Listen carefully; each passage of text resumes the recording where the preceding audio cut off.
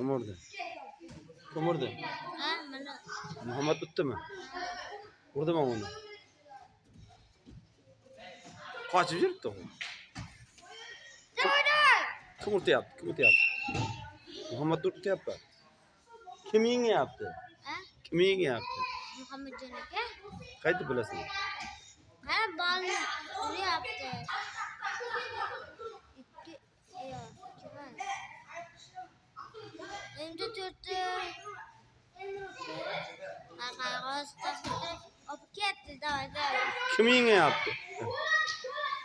Kim ki burada? Muhammed yenge mi?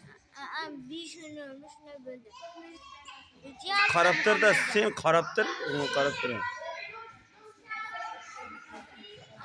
Kandı bırak. Ket ucu ket. Ket ispanekli ket. Ma. Muhammed orada mı? Ha. Dur ben. Yarın dursun. Böyle. Orada mı? Ha, öyle yaptı. Tıs. Orada mı? Hani Yani orada mı? İndirdi. Hasını tak. Muhammed orada mı? Ha. Kim orada? Ana açık lan ne kıldık?